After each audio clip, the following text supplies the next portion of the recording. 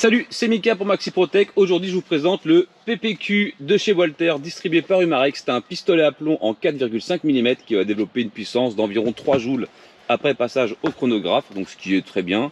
C'est à peu près la norme dans ces armes-là. Donc oui, on parle bien d'armes et non pas de réplique, puisque au-dessus de 2 joules, en France, c'est considéré comme une arme. D'accord ?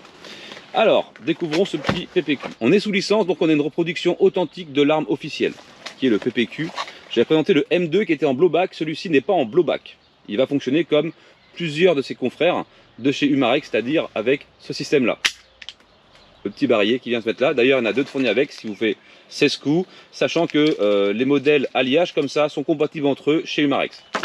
Ça fonctionne avec une petite sparklette de 12 grammes, sans souci. On va trouver dessus un cran de sûreté ici. Donc ici, quand on descend, on est en sûreté. Donc là, la queue détente est neutralisée. Et quand on vient pousser et remonter, on peut venir actionner la queue de détente. Et là, ici, on vient neutraliser. D'accord ?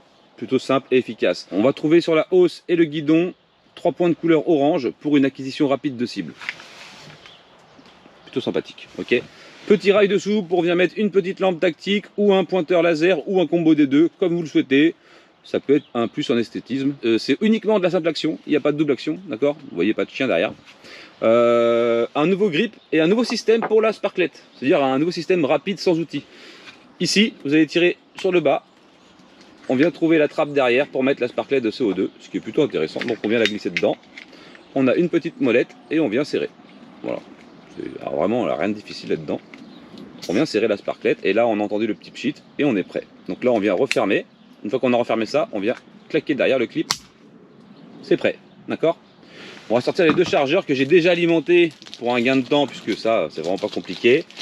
Chez Gamo, les petits crans vont vers l'avant de l'arme. Et sur Umarex, ils vont vers l'arrière.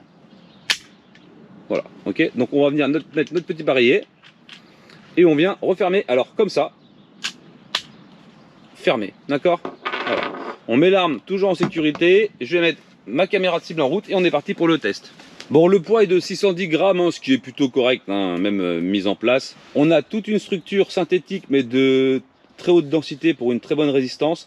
Tout l'intérieur métallique, mais autrement, on est sur du Umarex, donc aucun souci, ça tient la route. Okay. Ils n'ont plus besoin de faire leurs preuves, ça va tout seul. Alors, on est parti pour le tir. Je vous tourne un petit peu la caméra de ce côté-là. On va mettre les plombs de ce côté-là. On utilise les plombs premiers de chez Crossman en 0,50 grammes. Et bah écoutez, moi je suis prêt, donc let's go.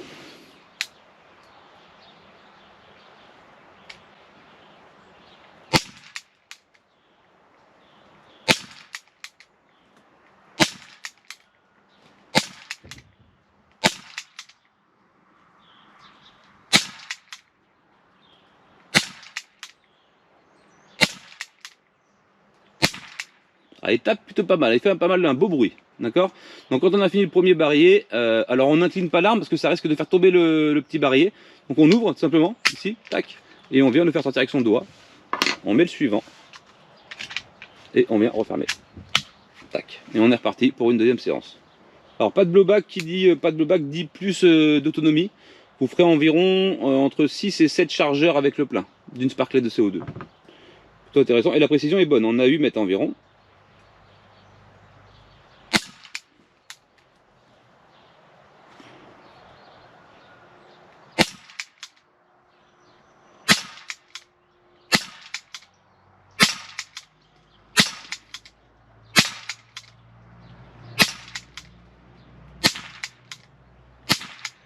Terminé.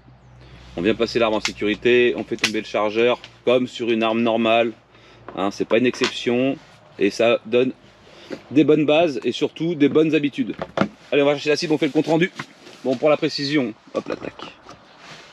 Voilà, j'ai 2 barillets là-dedans. Donc mon premier tir, pas trop au centre, mais après, bah, tout était dans le centre. On a découpé complètement la cible.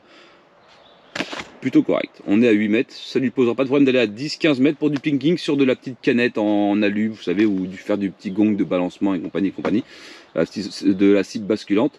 Ce sera très bon, ok? Merci de m'avoir regardé, je vous remonte le bébé de près.